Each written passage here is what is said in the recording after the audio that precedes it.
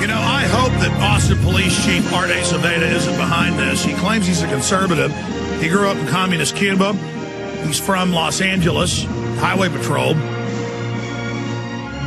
I just wish we could have a Texan for our police chief, but I guess they won't do the types of things that the feds want. But we do need people to go to texasgunshows.net if you're constitutional lawyers, if you want to help file lawsuits on the BATF, on the Austin Police Department, on others, because this is a small family gun show. The big gun show pulled out. They were harassed after more than 15 years and run out of Austin. He took it over not knowing what he was walking into. And they said, look, you get out of town by sunset, boy. We run this town. Texans don't get guns. Our California, boss is here. He rules now. And, I hope that's not the case. I hope we're not being run by Fidel Castro here. But in the 4 minutes we've got left with Aaron Zellman, Aaron, the good news is this is a huge story. The news is now covering it today in Austin. People are upset. People couldn't believe it at first. When we first broke this on Sunday and then Monday, they thought we were making it up. Now it's admitted to be real. People are shocked. I think Americans are just so shocked by the level of tyranny, like the Obama administration Cass Sunstein saying they're going to restrict free speech and take over the web, or that we have no right to own guns. I think people have trouble believing this is really happening. Well, they better get over the trouble part. They better believe, because this is what the Obama administration has brought to America, and that is pure tyranny, a hatred for freedom. And you have to wonder just who he's a puppet on a string, and who's pulling the strings with this guy. You really have to start asking some deep questions about this. Well, it's so unconstitutional to have the feds come in and then engage in not just unconstitutional, but illegal activities like this. I mean, this is illegal. Well, the one interesting thing that I'd like people to follow is that, there is the McDonald versus Chicago case. Arguments are supposed to start March 2nd at the Supreme Court, and where that would just about abolish all local gun control laws if it's passed.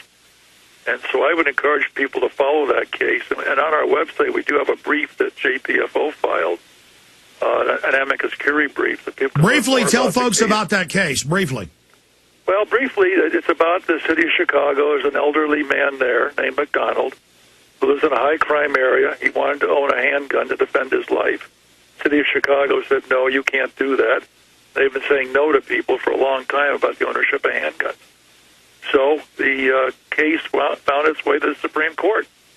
And so now the Supreme Court's going to be asked to see if the Second Amendment also has the protection of the 14th Amendment to make sure that people have the right to defend their lives.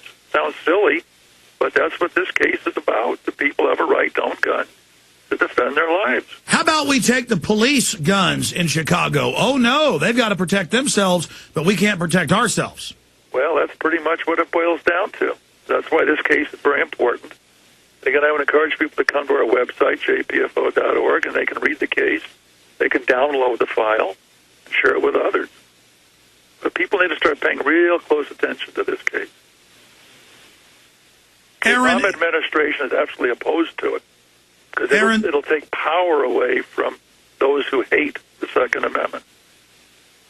Aaron Zellman, in closing with about 45 seconds, it does seem to me, though, that we are starting to gain ground and that they are panicked. Do you agree? Oh, I think absolutely. I mean, if you look at some of the people who have been going to these tea parties, they seem to be people from all walks of life, even people who previously voted for Obama. This has got them concerned. Even though there's problems going on within the Tea Party, I understand that, but people from all walks of life are saying, wait a minute, this is not what I want in my government. I don't want to lose my freedom. I don't want more taxes. I don't want restrictions on my rights. That's probably why gun sales are roaring away. Record highs. Record high. JPFO. People don't intend to give those guns back to the government. That's not their intention. That's not why they're buying them. Stay there. I've got one more question. All right. I'm going to get more into Haiti, First, I'm going to cover the amazing Senate battle heads to the finish line in Massachusetts. And you look at this, Aaron Zellman, this is a real indicator that a seat that's never gone to a Republican, Ted Kennedy's seat, and even the brainwashed people in that state have finally woken up and are about to vote for a supposedly somewhat more pro-gun Republican. This is a true rebuke of Obama, but he doesn't care. He's running to the finish line. But I wanted to talk to you about the fact that the federal government and Northcom and Homeland Security, in those MIAC reports and Homeland Security reports that we got, that we released last year, that the police gave us, say their number one enemy is gun owners, and that the Homeland Security is set up for veterans, libertarians, constitutionalists, people that aren't going to go along with this. And, the government is hell-bent on getting our guns one way or the other, and it is coming to a confrontation. And let's not forget, our country started, there were a lot of taxes and corruption and problems, but it finally started at Lexington and Concord when the Redcoats came to take the guns. And unfortunately, for the people that try to enforce this, I think they take our restraint as weakness. They don't understand there's a lot of veterans and people that are just hoping they don't have to, but they are ready. And this is really coming to a head, Aaron Zellman. Alex, what goes around comes around. And we're around. Back to where we started when we were dealing with the British.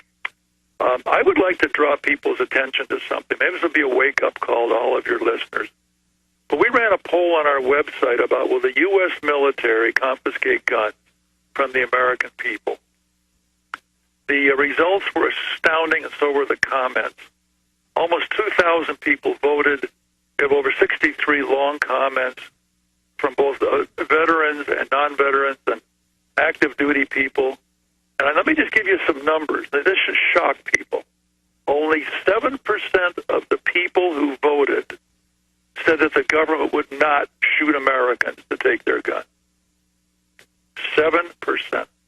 21% said the government would absolutely use the military to take people's guns.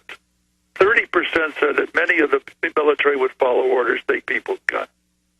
So I would encourage people to come take a look at this poll. And again, it's just go to the front page of jpfo.org and go down to right above the gun control genocide chart on the right-hand side, and it says the JPFO poll. I would encourage people to get a real reality lesson today about how dangerous the world is right now, or America is right now, for Americans. We're an endangered species in our own country if the Obamanoids have their way.